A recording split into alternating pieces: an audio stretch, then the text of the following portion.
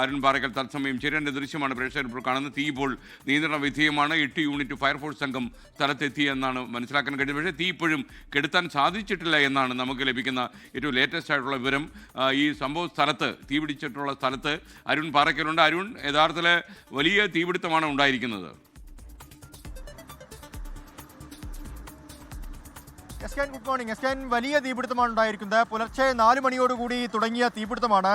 ഈ അനന്തപുരം, കാസർഗോഡ് അനന്തപുരം ഇൻഡസ്ട്രിയൽ ഏരിയയിലാണ് ഈ തീ പിടിച്ചിരിക്കുന്നത്. ഇവിടെ മാർക്ക്വുഡ് എന്ന പ്ലൈവുഡ് ഫാക്ടറി ഉണ്ട്. ആ പ്ലൈവുഡ് ഫാക്ടറിയിലാണ് പുലർച്ചെ 4 മണിയോടുകൂടി തീ പിടിച്ചത്.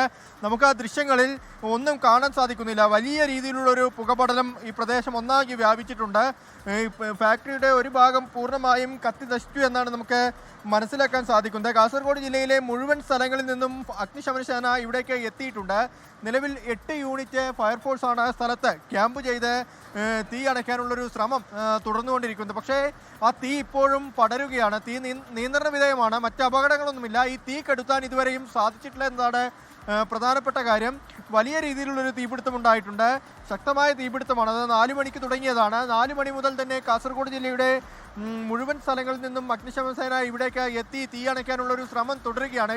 ഇപ്പോൾ നമുക്ക് ആ ദൃശ്യങ്ങളിൽ കാണുന്നത് ഈ പ്ലൈവുഡ് ഉണ്ടാക്കാൻ കൊണ്ടുവന്ന മരങ്ങളൊക്കെ ഇപ്പോഴും കത്തിക്കൊണ്ടിരിക്കുന്നതാണ് ആ ദൃശ്യങ്ങളിൽ കാണാൻ സാധിക്കുന്നത്. ആ തീ കെടുത്താൻ ഇനിയും സാധിക്കാത്ത അവസ്ഥയാണ്. ഇപ്പോൾ ഈ ഭാഗത്ത് 8 യൂണിറ്റ് ഫയർഫോഴ്സ് സംഘമാണ് ഇവിടെ ക്യാമ്പ് ചെയ്തുകൊണ്ട് ഈ തീ അണയ്ക്കാനുള്ളൊരു ശ്രമം നടത്തിക്കൊണ്ടിരിക്കുന്നത്. വലിയ രീതിയിൽ ഇപ്പോഴും തീ ആളിക്കത്തുന്നൊരു സാഹചര്യമാണ് നിലവിലുള്ളത്. വലിയ അപകട സാധ്യത ഇപ്പോഴും നിലനിൽക്കുന്നുണ്ട്. പ്രത്യേകിച്ച് ഇൻഡസ്ട്രിയൽ മേഖലയാണ്. ഇവിടെ ഒരുപാട് ഫാക്ടറികളുണ്ട്. ഈ മാർക്ക്വുഡ് ഫാക്ടറി മാത്രമല്ല, മറ്റ് അനേകം ഫാക്ടറികളുണ്ട്. അവിടേക്കൊന്നും തീ വ്യാപിക്കാതിരിക്കാനുള്ളൊരു ശ്രമം ഫയർഫോഴ്സ് നടത്തുന്നുണ്ട്. ഒപ്പം അന്യസംസ്ഥാന തൊഴിലാളികൾ ഉൾപ്പെടെ താമസിക്കുന്ന പ്രദേശം കൂടിയാണ്. വലിയ ഫാക്ടറി സമുച്ചയ ഏരിയ ആയതുകൊണ്ട് അന്യസംസ്ഥാന തൊഴിലാളികൾ ഇവിടെ താമസിക്കുന്ന ഒരു സ്ഥലം കൂടിയാണ്.